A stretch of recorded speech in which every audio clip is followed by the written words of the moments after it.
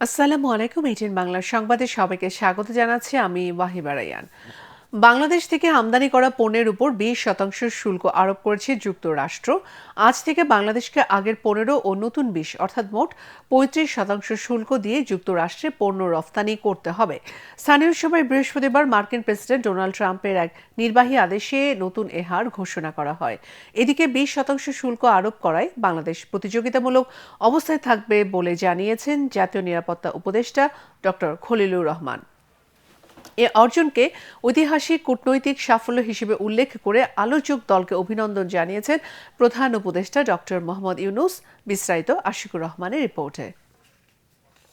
বাংলাদেশ যুক্তরাষ্ট্রের শুল্ক আলোচনার তৃতীয় দফা শেষে 15% কমিয়ে বাংলাদেশের রপ্তানি পণ্যের উপর 20% পাল্টা শুল্ক আরোপের ঘোষণা দিয়েছে যুক্তরাষ্ট্র। স্থানীয় সময় বৃহস্পতিবার মার্কিন প্রেসিডেন্ট ডোনাল্ড ট্রাম্পের এক নির্বাহী আদেশে নতুন এই হার ঘোষণা করা হয়। নতুন 20% শুল্কের সঙ্গে বর্তমানের গড় 15% মিলিয়ে মোট 35% শুল্ক দিয়ে বাংলাদেশকে যুক্তরাষ্ট্রে পণ্য রপ্তানি করতে হবে।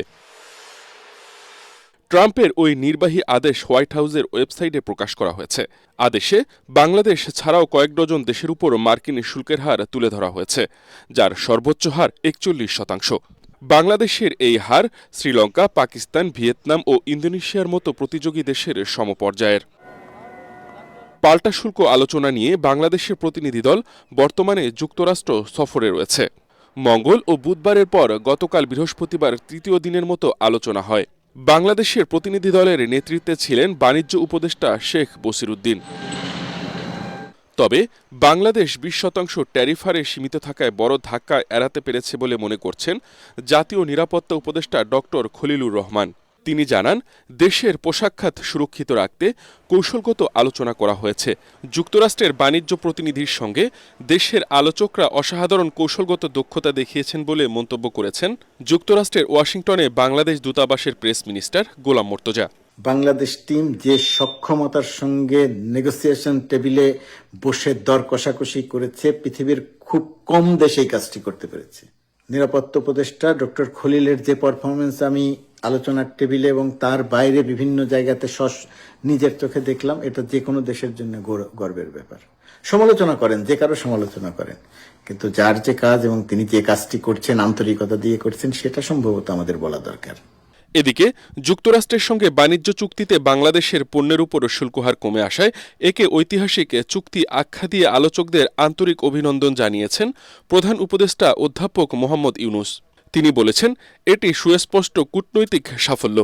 এর আগে গত 2 এপ্রিল বাণিজ্য ঘাটতির কথা উল্লেখ করে বিশ্বের বিভিন্ন দেশের উপর উচ্চ হারে পাল্টা শুল্ক আরোপ করেন মার্কিন প্রেসিডেন্ট ডোনাল্ড ট্রাম্প। সে সময় বাংলাদেশের উপর 37% শুল্ক আরোপ করা হয়েছিল।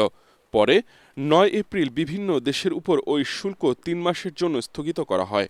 একই সাথে শুল্ক নিয়ে যুক্তরাষ্ট্রের সঙ্গে বিভিন্ন দেশকে আলোচনার জন্য 31 জুলাই পর্যন্ত সুযোগ দেয়া হয়। সেই সময়সীমা শেষে এবার নতুন শুল্ক হার কার্যকর করল যুক্তরাষ্ট্র। আশিকুর রহমান, এটিএন বাংলা। জুলাই সনদ বাস্তবায়নে যে সব প্রক্রিয়া সম্পন্ন করা প্রয়োজন তার সবই করেছে বিএনপি। 51টি বাদে বাকি সব সুপারিশে ঐকমত্য কমিশনের সাথে দলের কোনো দ্বিমত নেই বলে মন্তব্য করেছেন বিএনপির স্থায়ী কমিটির সদস্য সালাউদ্দিন আহমেদ। দুপুরে চট্টগ্রামের হাটহাজারী মাদ্রাসার প্রধান শাইখুল হাদিস শেখ আহমেদ, মহাপরিচালক মুফতি খলিল আহমেদ কাশিমি সহ সংশ্লিষ্ট ব্যক্তিদের সাথে সৌজন্য সাক্ষাৎ শেষে সাংবাদিকদের তিনি এসব কথা বলেন। এ সময় বিএনপির স্থায়ী কমিটির সদস্য নজরুল ইসলাম খান বলেন, আগামী ফেব্রুয়ারিতে নির্বাচন অনুষ্ঠানে কোনো বাধা দেখছে না বিএনপি।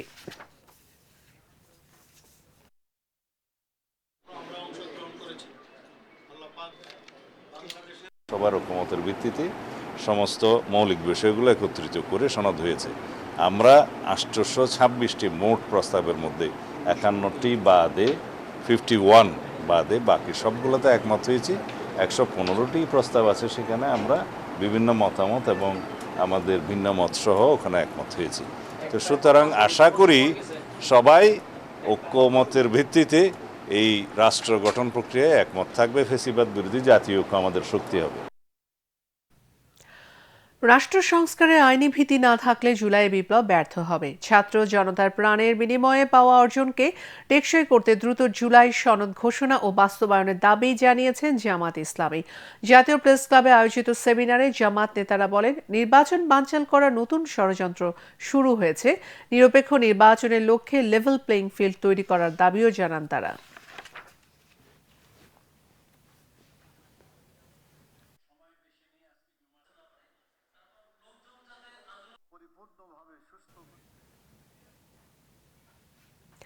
জুলাই সনদ ঘোষণা ও বাস্তবায়নের দাবিতে দ্বিতীয় দিনের মতো শাহবাগ অবরোধ করে বিক্ষোভ করছেন জুলাই যোদ্ধারা। একই দাবিতে শহীদ পরিবারের সদস্যরাও শাহবাগ মোড়ে অবস্থান নিয়েছেন। সারা রাত শাহবাগে অবস্থান নিয়ে শুক্রবার সকাল থেকে আবারও সড়ক অবরোধ করে স্লোগান দিচ্ছেন তারা। এতে শাহবাগের প্রধান সড়ক দিয়ে বন্ধ হয়ে গেছে যান চলাচল। ভোগান্তিতে পড়েছেন হাসপাতালে আসা রোগী ও সাধারণ মানুষ। অন্যদিকে আন্দোলনকে কেন্দ্র করে শাহবাগে নিরাপত্তা জোরদারে মোতায়েন করা হয়েছে পুলিশ ও বিজিবি। আন্দোলনকারীরা বলেন, দাবি না মানা পর্যন্ত রাজপথ ছাড়বেন না তারা।